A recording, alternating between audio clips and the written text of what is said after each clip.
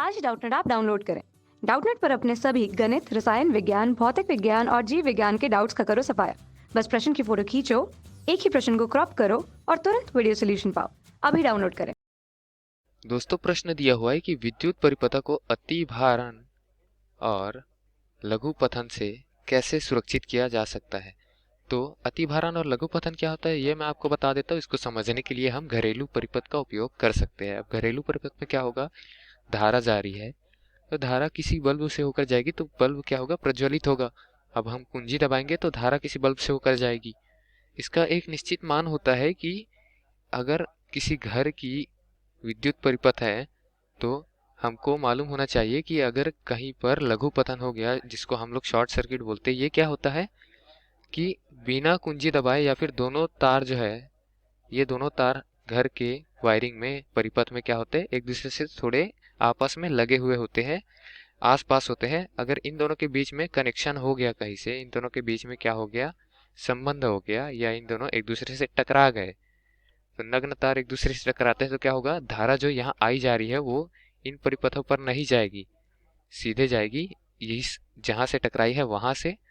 और क्या होगा, जितनी धारा है वहां पर क्या होगा, प्रतिरोध इसका अलग अलग मान होगा, इन बल्बों के प्रतिरोधों का।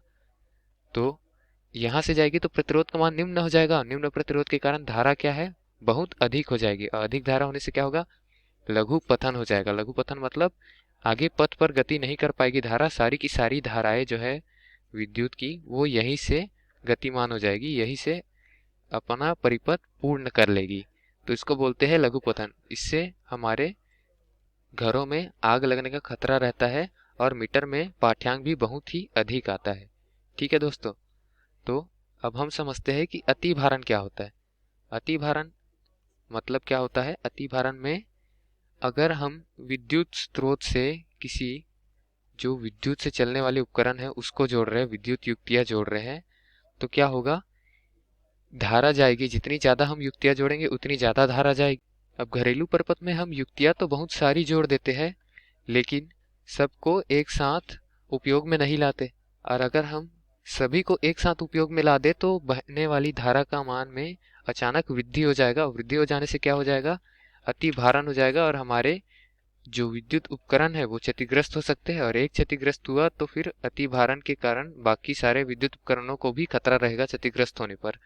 जिससे बचने के लिए हम क्या करते हैं, किसी परिपथ में श्रेणी क्रम में एक फ्यूज लगा देते हैं, जिसको हम फ्यूज कहते हैं। ये कम गलनांक का एक चालक तार होता है। भौतिक गुण ये होती है कि अगर इसमें अधिक धारा प्रवाहित हो तो यह गर्म हो जाता है। यह कम गलनांक का पदार्थ होता है।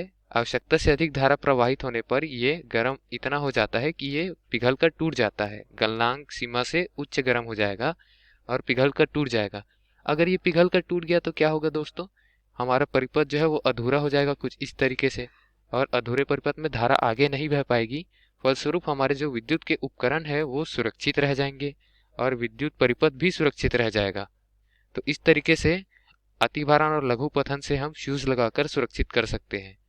लघु पथन में जब धारा बहुत अधिक बहने लगे तो ऊष्मा भी बहुत अधिक उत्पन्न होगा इस फ्यूज पर। और फ्यूज में ऊष्मा उत्पन्न होने से क्या होगा, फ्यूज गलकर टूट जाएगा। ठीक है, इसी तरीके से हम अतिभारण और लघु पतन दोनों तरीके से अपने घर के विद्युत परिपथ को सुरक्षित कर सकते हैं।